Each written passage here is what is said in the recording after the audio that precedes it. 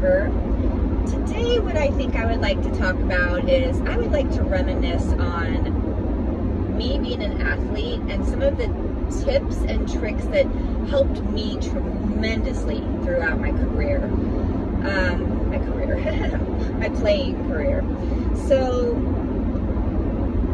when I was growing up, my parents were very, so they're both teachers and both coaches, and we were taught that you just never ever talk back. That was my number one lesson. If a coach says something or does something or acts a certain way, you're gonna make absolutely no progress trying to fight that, because this is an adult in a position of authority. If you don't agree with them, they are not going to concede, come over to your point, and especially if it's a heated matter.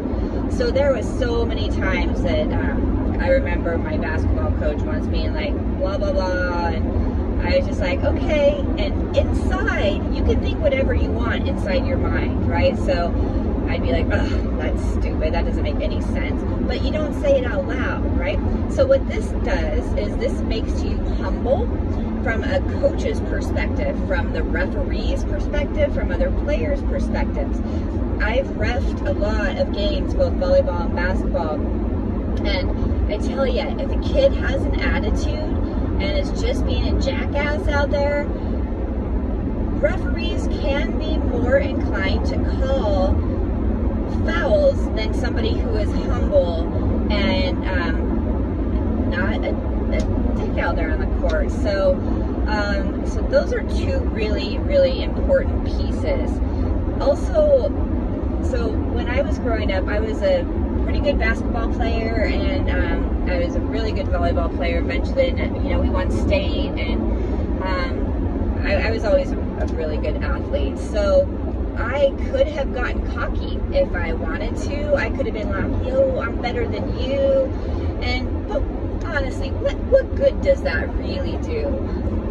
First of all, it kind of sets yourself up for failure, because if you're all talking shit, like, I'm so good, I'm the best, it's going to enlarge your ego. And if you are having a bad game, I mean, there's just games when you just cannot make a basket or every serve goes out. It is just life. That is, it's not all 100% all the time. And so it puts pressure on yourself. It also gives other people leverage when you do mess up to come back and poke and prod at you, because you were this kind of, not nice human, spouting your ego all over the place. So my advice to all athletes out there, teamwork, the number one thing, right? You're a team. That's why we play sports, is not only for our own growth, but it's a really, really, really important thing. So lifting other people up, not being a showboat, being a team player. When I watch the NFL, the players that I love and respect the most are people like Peyton Manning, just the nicest guy, so kind to his teammates. Jim Carr from the Raiders, I love his energy.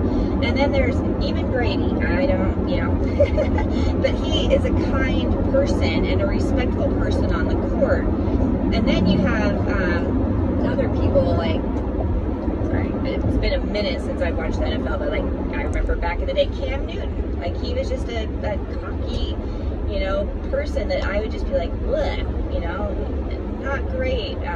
So anyway, this is my tips and tricks to not only being a better human, a better team player, but also to getting yourself further along down the road in life in general, sports and life. Good lessons. All right, peace out. I'm off to my nephew's basketball game. Go Lancers!